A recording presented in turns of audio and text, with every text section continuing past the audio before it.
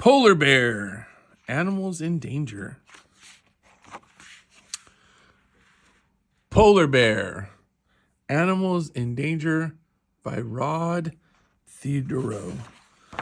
This is the table of contents, and the table of contents is a very important feature of nonfiction text. It tells you what chapters or subjects are in the book and what pages they start on. So if you're only looking for specific information, you can come to your table of contents. And if you only want to know about polar bear cubs, you would turn to page 14. Animals in danger: cheetah, gray bat, koala. All over the world, more than 25,000 animal species are in danger.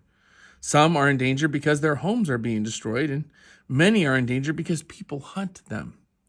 This book is about polar bears and why they are endangered. Unless people protect them, polar bears will become extinct. We will only be able to find out about them from books like this. What are polar bears? Polar bears are mammals. They are the largest members of the bear family.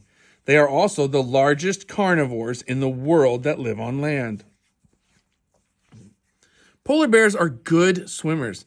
They spend a lot of time in the ocean. They have thick fur and a layer of fat under their skin to keep them warm. What do polar bears look like? Polar bears have a narrower head and a longer nose than other bears, and they also have smaller ears and are covered in white fur. And it looks like their snout kind of comes to a point, like they have a pointy nose. Polar bears have very large, wide paws that act like snowshoes. They have fur underneath their paws to keep them warm. The fur also keeps them from slipping on the ice. Another feature of nonfiction text are going to be maps, diagrams, and tables, and then they will have captions or labels inside of them. And this says, where do polar bears live? And it says polar bears live where it is blue. So it looks like they live a little bit here near Norway, around Greenland and the Arctic ice cap, Russia, Alaska, Canada. That's where they live. Polar bears live on the frozen Arctic ice cap. They can also be found in Canada, Alaska, Greenland, northern Russia, and islands near Norway. Polar bears like to live near the coast or out on the sea ice. There, they can hunt their prey. They like to move around a lot, and they travel great distances every year. What do polar bears eat? Polar bears are carnivores. Their favorite prey is the ringed seal. A polar bear will dig into the ice or lie for hours near a blowhole waiting to grab a seal with its sharp teeth and claws. Polar bears will also attack young walruses if they are very hungry. They will hunt smaller prey, such as seabirds and fish, and sometimes they even eat plants or forage for trash. Polar bear cubs. When a female polar bear is pregnant, she digs a large den in the ice. Inside the den, it is much warmer, and here she gives birth to 1 or 2 cubs. The cubs are born around December, and they are blind and about the size of a cat. The mother feeds them with her milk, and they grow, and soon they are big enough to leave the den. Caring for cubs. In March, the female comes out of the den. The cubs are now the size of a medium-sized dog. They stay close to their mother as she leads them toward the coast to hunt. The cubs watch how their mother hunts seals, and after 2.5 years, the mother leaves her cubs, and they are now big enough to hunt for themselves. Unusual polar bear facts. Polar bear fur is so thick and warm that the bears can overheat. Sometimes they take a swim in freezing, icy waters just to cool down. Male polar bears are much bigger than females, and sometimes the males have to play fights. They both stand up and try to push each other over.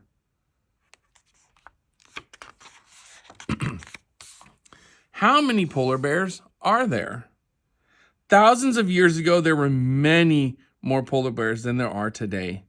In 1972, there were only about 8,500 polar bears left. The polar bear was close to becoming extinct. The good news is that today there are about 24,000 polar bears alive. It is still very important that we help protect bears for the future. Why is the polar bear in danger? Polar bears are so big and strong that they have no natural enemies. For thousands of years, humans have hunted polar bears for their thick, warm fur. In the 1950s and 60s, people started to hunt polar bears with snowmobiles and airplanes. The polar bears had nowhere to hide, and thousands were killed.